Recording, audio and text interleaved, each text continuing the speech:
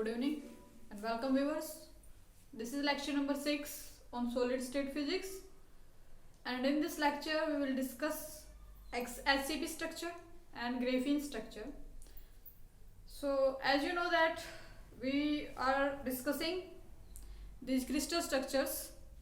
In our last lecture we were discussing about cesium chloride structures, and we have discussed various types of crystal structures including simple cubic, BCC, FCC, diamond cubic structure, zinc blende structure, cesium chloride structure, NaCl structures.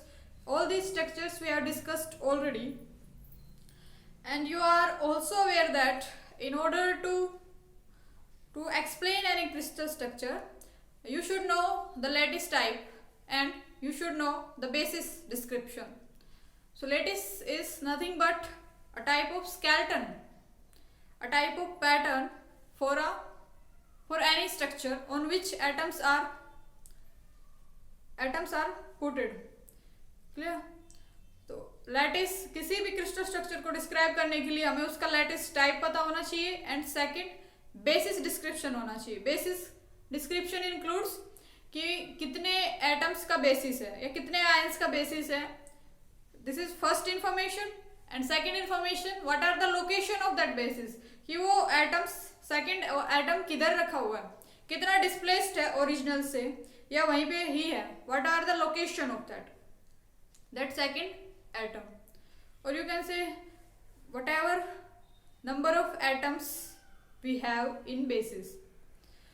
So it is clear that in order to understand any crystal structure, the lattice type should be known and the basis description should be known.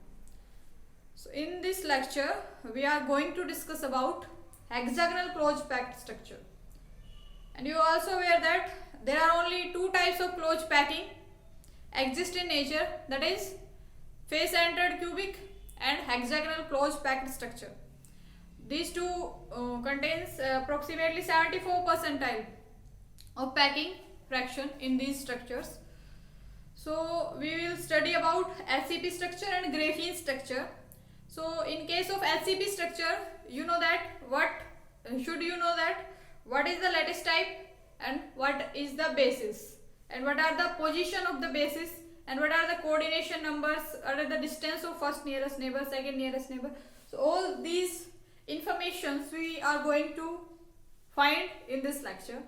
So let us start with the basic question, that is conventional unit cell for HCP structure. So HCP stands for, you know that, hexagonal closed packed structure. So in case of HCP structure, what is the conventional unit cell? So let us draw what is the conventional unit cell in case of SCP structure. So conventional unit cell is a simple hexagonal based prism. Hexagonal based prism. We will make a base of hexagon. Hexagonal base prism.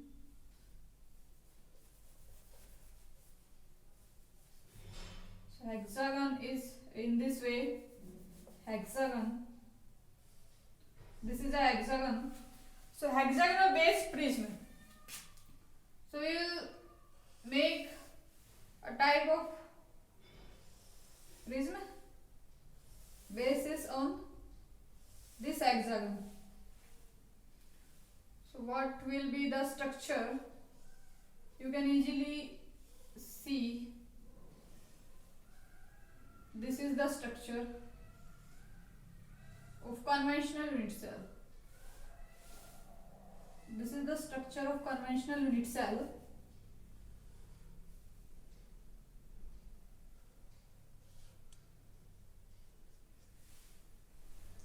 And if this is back face, so we are making it with dotted lines in this manner. We are making it with dotted lines. This is the conventional unit cell. Now we will put the atoms on these locations. Atoms are present here, here, here, and in the center too we have atom. Similarly here, here, and at the center we also have atom. and in between. And what are the lattice parameters? Means this distance is a, all these distances are a, and the height of this hexagonal pyramid is c. These are the lattice parameters a and c, and the angle between them is 120. The angle between a and a is 120, or you can say a or b, where b is also equal to a, is 120 degree. And there is something more atoms present on c/2 distance. एक face छोड़ के दूसरे face पे, ये face छोड़ के तीसरे face पे, ये एटम्स की जो पोजीशंस है ये c/2 डिस्टेंस पे है. So we are not knowing the exact location of these atoms. We will just discuss the location of these atoms later. तो अभी के लिए ये कन्वेंशनल यूनिट सेल इस तरह की होती है, क्लियर है, कि हेक्सागन बेस का एक इस तरह का प्रिज्म शेप होता है हेक्सागन बेस पे. तो ये इसकी कन्वेंशनल यूनिट सेल है. ठीक है, अब हम नेक्स्ट इसमें निकालेंगे कन्वेंशनल यूनिट सेल क्या हो गई कि ये हेक्सागनल बेस्ड इसका एक प्रिज्म है. ठीक है, अब हम बात करें एनिफेक्टिव इन कन्वेंशनल यूनिट सेल. तो इस कन्वेंशनल यूनिट सेल में एनिफेक्टिव इफेक्टिव नंबर ऑफ एटम्स कितने आएंगे? तो यहाँ पे आप एटम्स देखो कि इस ऊपर वाले फेस में कितने हैं, 1 2 3 4 5 6, और एक सेंटर में 7. तो अब देखिए इस एटम को अगर हम रेफरेंस ले, इसका कंट्रीब्यूशन देखेंगे तो ये कितने यूनिट सेल से शेयर हो रहा है, कितने यूनिट सेल से शेयर हो रहा है. अब देखिए कि यहाँ पे भी एक इस तरह का, इस तरह की आएगी, इसी तरह की शेप आएगी, और एक यहाँ पे भी आएगी इसी तरह की, इस तरह की, और एक ये है. सो 3 तो ये नीचे इससे शेयर हो रहा है, और 3 इस बेसिस के ऊपर आएंगी. तो ये टोटल कितने से शेयर हो रहा है, 6 से शेयर हो रहा है एक एटम. सिमिलर सिचुएशन इसके लिए होगी, इसके लिए. तो यहाँ पे जितने भी इस रेगुलर हेक्सागन के इन पे एंड्स पे हैं, इन सारों के लिए सिमिलर सिचुएशन होगी कि एक कितने के साथ शेयर हो रहा है, एक शेयर हो रहा है 6 के साथ, और ऐसे कितने हैं टोटल, ऐसे 6 ऊपर और 6 नीचे. तो 12 जो ये एटम्स है, एक कितने से शेयर हो रहा है, 6 से शेयर हो रहा है.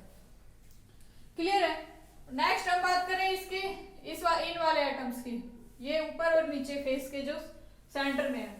तो ये फेस वाला हमेशा एक नीचे वाली यूनिट सेल से, एक ऊपर वाली यूनिट सेल से 2 से शेयर हो रहा है, और ऐसे है कितने 2, और एक शेयर हो रहा है 2 से. इनका कंट्रीब्यूशन ये हो गया. और जो ये 3 एटम बचे ये within the unit cell है, तो इनका फुल कंट्रीब्यूशन आएगा.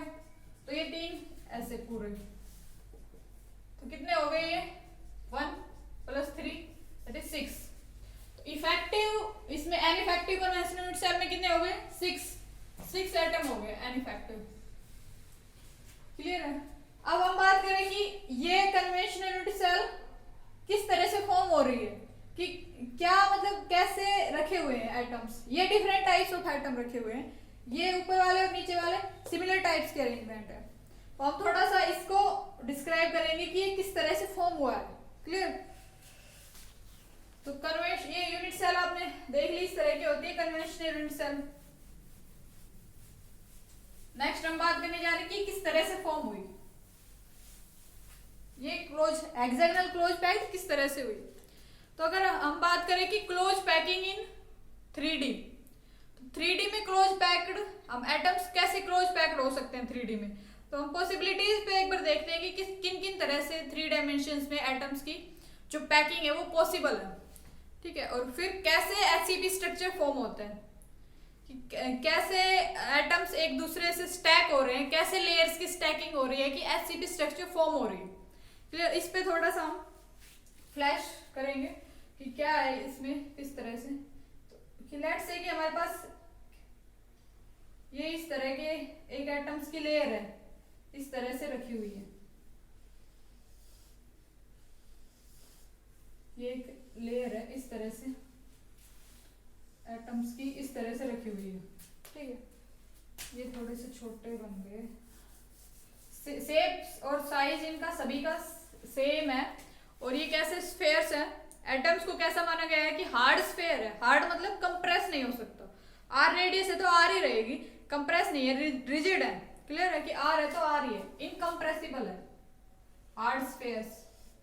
तो इस तरह से सिमिलर शेप एंड साइज के रखे हुए हैं। अब ये थोड़े से ज्यादा साइज हो गए इनका, अब थोड़ा मैनेज कर लेना इसको कि डायग्राम में एग्जैक्टनेस पॉसिबल नहीं है। अब ये बड़ा हो गया। एनीवेज आप देख लेना, ठीक है। नेक्स्ट इसी टाइप की लेयर इस तरह से रखी हुई है, इस पे इसी तरह की लेयर रखी हुई है।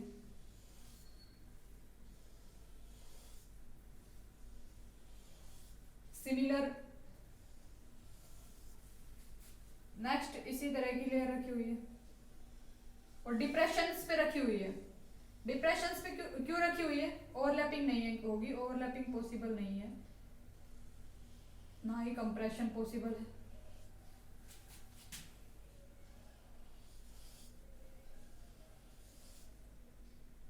Overlapping and compressions are not possible. तो आप ये थोड़ा मैनेज कर लेना कि ओवरलैप नहीं कर रहे हैं, ये एक दूसरे के बस जस्ट टच हो रहे हैं। क्लियर है। नेक्स्ट लेयर इस तरह से ही रखी हुई है। आप इस तरह से समझ सकते हैं कि जैसे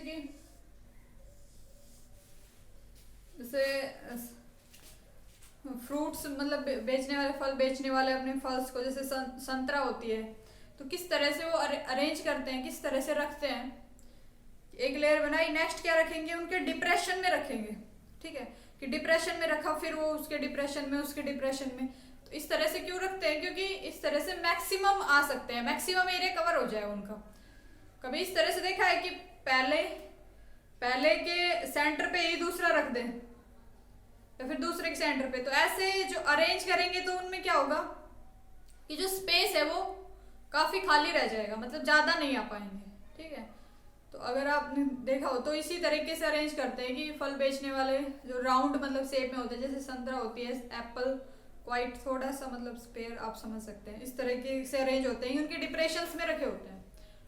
ठीक है, तो इस तरह की ये एक सिंगल लेयर है। ये अभी हमने एक प्लेन में रख रखी है नीचे, मतलब इस तरीके से अरेंज, पहली लेयर, दूसरी लेयर और तीसरी लेयर इस तरीके से रखी है। ठीक है, तो ये इन सभी का सेंटर सी इस तरीके से है, इन सभी का सेंटर है।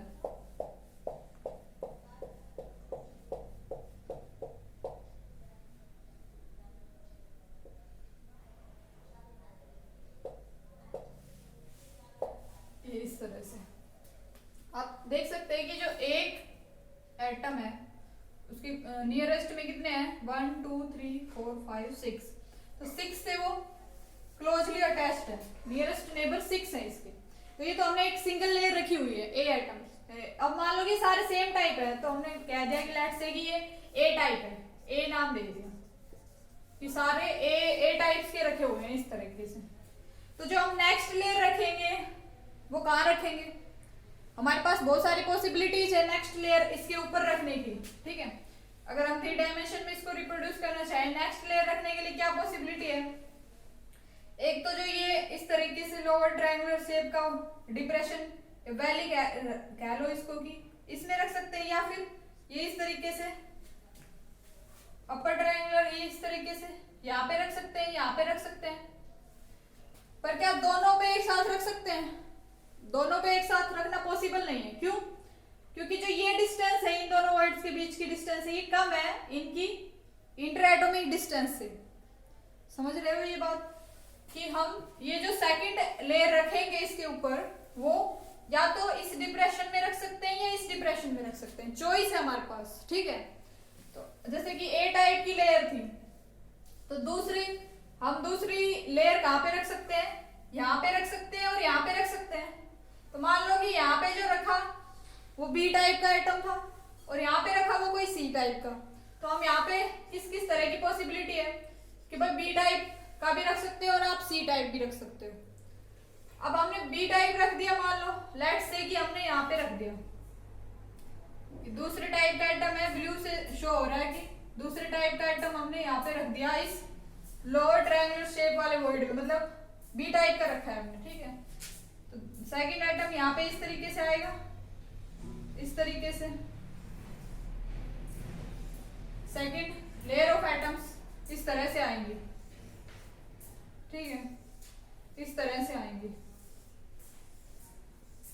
ये इस तरीके से आप समझ सकते हैं। थोड़ा समझना थोड़ा सा मुश्किल हो सकता है, बट आप विजुअलाइज कर सकते हैं आपने कि सपोज कि आपने इस एक तरह से संतरे इस तरह से अरेंज करे ए टाइप की लेयर में, और दूसरी आपने क्या किया कि उनकी डिप्रेशंस में आपने दूसरी टाइप के दूसरे कलर के कुछ रख दिए, ठीक है, फ्रूट्स रख दिए, लेट से आपने चीकू रख दिए, ठीक है, उनका थोड़ा डिफरेंट कलर होता है। तो आप इस तरीके से इमेजिन कर सकते हो कि आपने चीकू रख दिए इस तरीके से, बट कंडीशन ये है कि दोनों का मतलब सेम ही होने चाहिए, ठीक है। तो आपने उस तरीके से सेकंड लेयर रख दी। अब तीसरी लेयर आप किस कहाँ पे रखेंगे, अगेन आपके पास चॉइस है, तो आप इस पे तीसरी रखें, उसमें अगेन आपके पास चॉइस है कि आप सी टाइप का भी रख सकते हैं और वापस से ए टाइप का भी रख सकते हैं। और अगर आपने इनिशियली सी टाइप का रखा था तो अगेन आपके पास चॉइस है कि अब आप क्या रख सकते हैं, ए टाइप भी रख सकते हैं एंड बी टाइप भी रख सकते हैं। एंड सी रखने के बाद अब 3 लेयर्स हमने रख दी, अब चौथी लेयर अगेन हमारे पास चॉइस है कि हम ए टाइप की रखें या बी टाइप की रखें। इसमें फिर से चॉइस है एक बी की रखें या सी की रखें, ठीक है, यहाँ पे फिर से चॉइस है सी की रखें या ए की रखें। तो अगर हम इस तरीके से चॉइसेस को देखें तो बहुत सारी चॉइसेस है एटम्स को स्टैक कर, एटम्स की लेयर को स्टैक करने की एक दूसरे के ऊपर, ठीक है, स्टैकिंग की बहुत सारी चॉइसेस हमारे पास है। बट जो नेचर में एग्जिस्ट करती है वो सिर्फ 2 टाइप्स की स्टैकिंग ही एग्जिस्ट करती है। कौन सी, कि ए टाइप पे के हमने दूसरे बी टाइप का रखा और फिर से हमने ए टाइप का रखा और फिर से बी टाइप का रखा, अगेन मतलब ए बी टाइप। नेचर में 2 टाइप्स की पजेस करती है, ए बी टाइप स्ट्रक्चर जिसको हम HCB स्ट्रक्चर भी कहते हैं। दूसरी पॉसिबिलिटी क्या है, कि दूसरी पॉसिबिलिटी ये है कि भाई हमने ए रखी, दूसरी टाइप की बी लेयर स्टैक करी, तीसरी टाइप सी लेयर स्टैक करी, उसके बाद अगेन हमने ए टाइप की लेयर स्टैक की, फिर बी फिर सी। तो इस तरीके से एबीसी सीक्वेंस हमने इस तरीके से ये वाली सीक्वेंस फॉलो की। क्लियर है, एबीसी जो हमने अगर एबीसी सीक्वेंस में इस तरीके से रखे हुए हैं तो ये होती है cubic close packed structure. Clear है, तो इस तरीके से स्टैकिंग होती है HCPs में, कि मतलब ए टाइप की लेयर है, उसके बाद बी टाइप की लेयर उनके डिप्रेशंस में इस तरीके से रखी हुई है, ठीक है, इस तरीके के डिप्रेशंस में जो नेक्स्ट लेयर आएगी वो आइडेंटिकल पोजीशंस पे होगी जो इनिशियली ए लेयर थी। तो इस तरीके से ए लेयर बी लेयर फिर A layer again B layer, तो इस तरीके की स्टैकिंग होती है उसमें HCP स्ट्रक्चर में। क्लियर है, ए बी टाइप इसमें स्टैकिंग होती है HCP स्ट्रक्चर्स में। सो नेक्स्ट हम इस स्टैकिंग हमने देख लिया, अब हम इसके लैटिस टाइप पे बात करेंगे। क्लियर है कि लैटिस टाइप किस तरीके का होगा इसमें, क्योंकि किसी क्रिस्टल स्ट्रक्चर को डिस्क्राइब करने के लिए हमें क्या पैरामीटर्स बताने जरूरी है, कि उसमें लैटिस टाइप कौन सा है और बेसिस क्या है, बेसिस डिस्क्रिप्शन। ये तो पक्का हो गई होगी ये बात तो आपके माइंड में, इनफाइनाइट टाइम्स मैंने ये बात आपको बता ली है कि लैटिस एंड बेसिस का डिस्क्रिप्शन एसेंशियल है किसी क्रिस्टल स्ट्रक्चर को, ठीक है। तो हमने बात कर ली कन्वेंशनल यूनिट सेल की बात कर ली, HCP स्ट्रक्चर किस तरीके से स्टैकिंग होती है, ए बी टाइप की स्टैकिंग होती है HCP स्ट्रक्चर में, ये हमने देख लिया किस तरह से होती है। नेक्स्ट हम बात करेंगे चॉइस ऑफ लैटिस, कि लैटिस हम किस तरीके से चूज कर सकते हैं। तो अगेन हम अपनी उसी इनिशियल कन्वेंशनल यूनिट सेल पे चले, तो जो इनिशियल कन्वेंशनल यूनिट सेल थी वो किस तरीके से थी, कि भाई एक टाइप की लेयर है, ए लेयर है इस तरीके से, ठीक है, टच कर रहे हैं एटम से एक दूसरे को,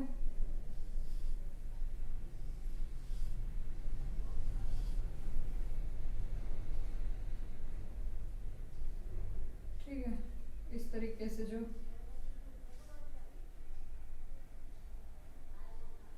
ये थोड़ा सा ऐसे नहीं रखे होते ना, यहाँ पे रखे होते हैं इस तरीके से, इसके डिप्रेशन में रखे होते हैं, डिप्रेशन में यहाँ पे इस तरह से।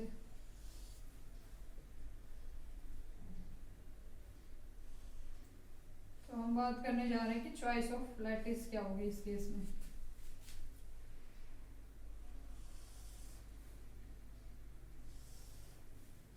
तो इस तरह से इसके ऊपर एक लेयर होगी बी टाइप्स की, ये ए टाइप हो गई, ठीक है, हमने इसको ए डेजिग्नेट कर दिया, ए टाइप्स के एटम है। अब यहाँ पे c/2 हाइट पे होगी, है ना, इसके बीच बिल्कुल बीच में c/2, अगर c इसकी यूनिट सेल की हाइट है तो c/2 हाइट पे एक सेकेंड टाइप ऑफ लेयर होगी।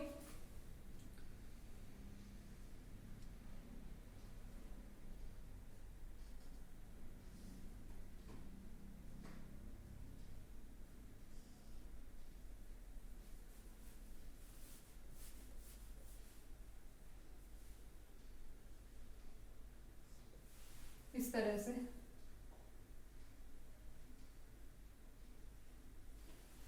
यहाँ पर भी एटम्स होंगे ए टाइप के,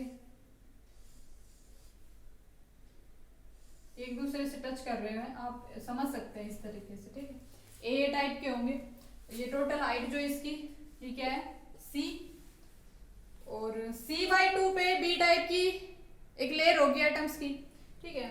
तो बी एटम्स की लेयर होगी और उसकी पोजीशंस क्या है कि अगर हम इसको एक ट्रायंगल की फॉर्म में करें तो इस ट्रायंगल के सेंट्रोइड की लोकेशन यहाँ पे, यहाँ एक बी टाइप की लेयर, यहाँ पे बी टाइप का एटम रखा मिलेगा c/2 हाइट पे, यहाँ से इसकी हाइट कितनी है c/2, ठीक है। c/2 हाइट पे ये इस तरह का ये रखा मिलेगा, ठीक है। तो हमें ये यहाँ पे इस तरीके से 3D में समझना थोड़ा चैलेंजिंग है, जैसे कि डायमंड क्यूबिक स्ट्रक्चर था, 3D में समझना थोड़ा सा चैलेंजिंग था, इसलिए हमने उसको प्रोजेक्शन फॉर्म में समझा, ठीक है। ठीक इसी तरीके से अब हम इसको प्रोजेक्शन फॉर्म में बनाते हैं जिससे कि चीजें और क्लियर हो सके, ठीक है। इसकी प्रोजेक्शन बनाते हैं एक्स वाई एक्सिस पे। तो अगर हम इसको अपनी एक्स एक्सिस, ये वाई एक्सिस एंड ये जेड एक्सिस है, तो किस तरीके का हम देख रहे हैं कि choice of unit cell, choice of lattice, lattice किस तरह का होगा, लैटिस देख रहे हैं हम, ठीक है। तो लैटिस देख रहे हैं, तो अब हम इसकी प्रोजेक्शन फॉर्म में बना रहे हैं, ठीक है। तो प्रोजेक्शन में किस तरीके से बनेगा, प्रोजेक्शन में इस तरीके से बना रहे हैं इसको। ये क्या है रोम्बस, एक ये 120 डिग्री का एंगल है और ये 90 है, ठीक है। और ए साइड और बी साइड दोनों इक्वल है, तो इस तरीके से रोम्बस है ये 120 शो नहीं हो रहा है ना इसमें, थोड़ा 120 शेप की बनाए कि भाई 120 लगे।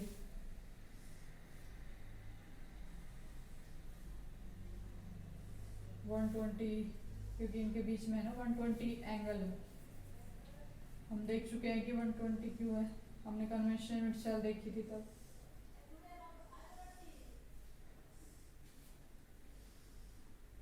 इस तरीके से,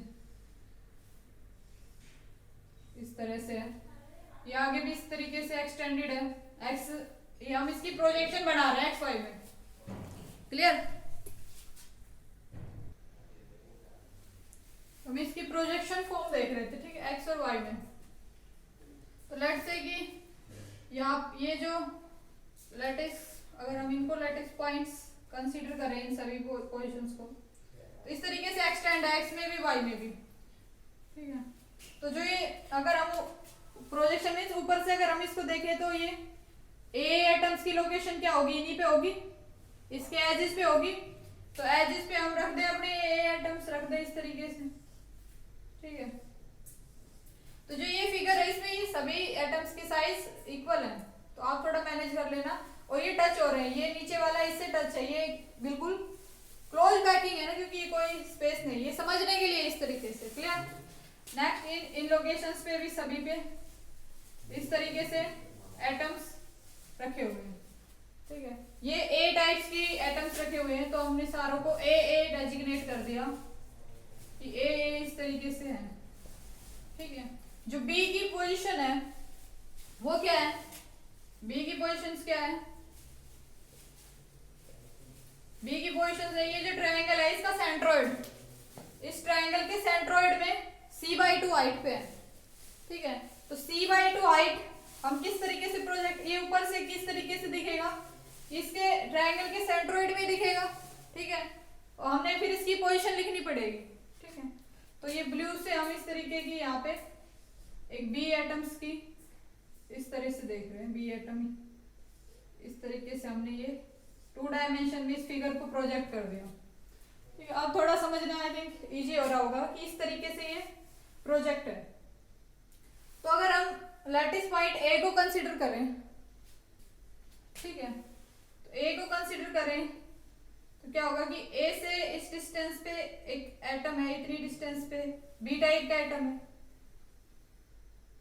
अब हम अगर बी को, अगर लैटिस पॉइंट, अगर ए से इतनी डिस्टेंस पे एक लैटिस पॉइंट यहाँ पे है, ठीक है, बी भी अगर लैटिस पॉइंट हो, ए लैटिस पॉइंट और बी लैटिस पॉइंट हो दोनों, तो ए से इतनी डिस्टेंस पे डाउनवर्ड कितनी डिस्टेंस है ये, या वो भी फाइंड आउट करेंगे कि डिस्टेंस कितनी है। बट अगर इससे हम इतनी डिस्टेंस नीचे चले तो कोई एटम की लोकेशन है नहीं है। ठीक इसी तरीके से आप इसके लिए भी चेक कर सकते हो। तो मतलब हर एटम के लिए सिचुएशन आइडेंटिकल नहीं है, ठीक है। तो ए और बी दोनों लैटिस पॉइंट्स नहीं हो सकते, या तो ए होगा लैटिस पॉइंट या बी, क्लियर है। तो हम अगर इसको, तो सिंगल एटम बेसिस तो नहीं हो सकता इस केस में, क्योंकि सिचुएशन आइडेंटिकल नहीं है। लैटिस के लिए क्या कंडीशन है कि हर पॉइंट के अबाउट जो सिचुएशन है वो आइडेंटिकल होनी चाहिए, क्लियर है। तो इसमें हर एटम के अबाउट सिचुएशन आइडेंटिकल नहीं है, तो मतलब हमने इधर ए और बी को लैटिस पॉइंट सेलेक्ट करना पड़ेगा, ठीक है। तो नेक्स्ट हम बात करें कि, तो अब हम क्या कह सकते हैं कि भाई अगर सिंगल एटम को लें तो सिचुएशन थोड़ी कॉम्प्लिकेटेड है, बट अगर हम इन दोनों एटम्स को ले लें एज अ बेसिस, ये दोनों एटम इसी लोकेशन पे रखे हुए हैं, दोनों एटम इसी लोकेशन पे रखे हुए हैं, ठीक। इसी के यहाँ भी एक मिलेगा, यहाँ भी एक मिलेगा, यहाँ भी एक मिलेगा, यहाँ भी इस तरीके से। तो अब सबके लिए सिचुएशन आइडेंटिकल है, क्लियर है।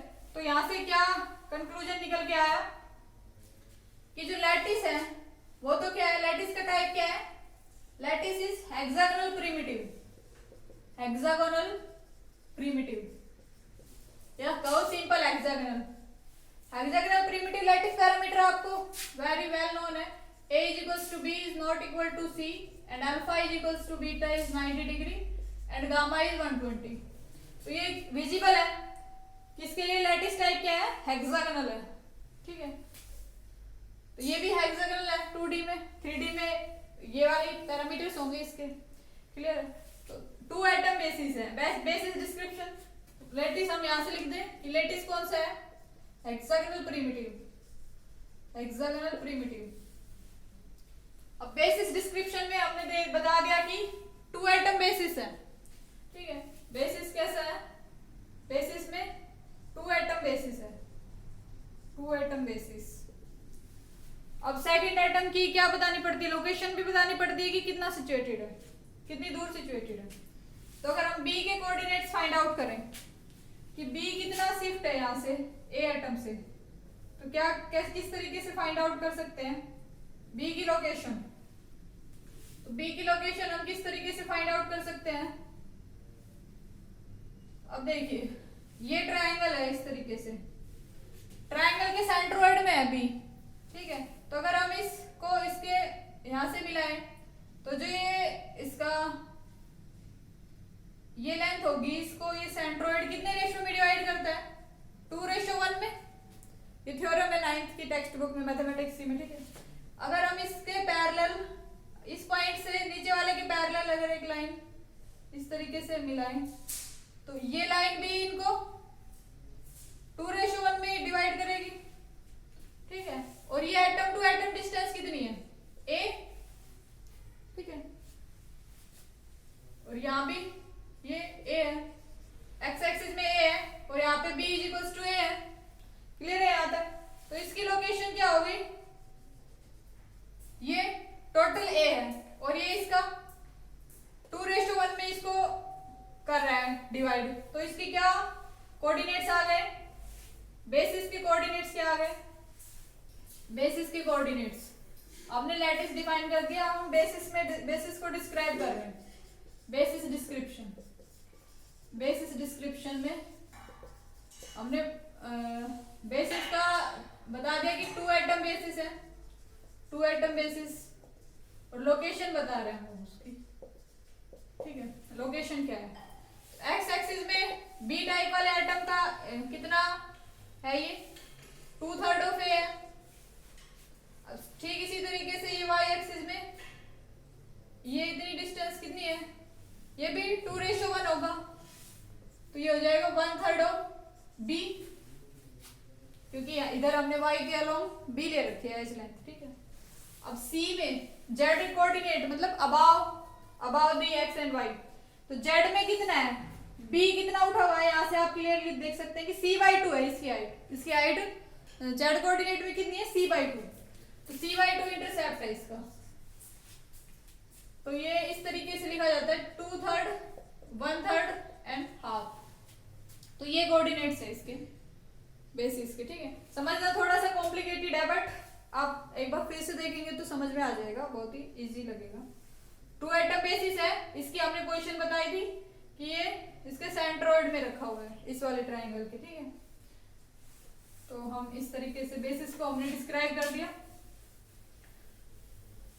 तो जो एचसीटी स्ट्रक्चर है हम लिख सकते हैं इस तरीके से, HCT structure is hexagonal primitive lattice plus basis क्या है, बेसिस 2 एटम बेसिस है। पहले का कोऑर्डिनेट अगर हम ए लोकेशंस पे रखे हुए हैं उनको 0 0 कंसीडर करें, पहले टाइप के 0 0 0 कंसीडर करें, और दूसरे की क्या कितना डिस्प्लेस्ड है, दूसरा 2/3, 1/3 एंड हाफ, तो ये 2 एटम्स है और ये 2 एटम्स की इस तरीके से पोजीशन है। तो बेसिस हमने डिस्क्राइब कर दिया, बेसिस की लोकेशंस बता दी, ठीक है। नेक्स्ट हम बात कर रहे हैं प्रिमिटिव यूनिट सेल। तो जो अभी हमने फॉर्म की थी वो एक प्रिमिटिव यूनिट सेल ही है। तो प्रिमिटिव यूनिट सेल की क्या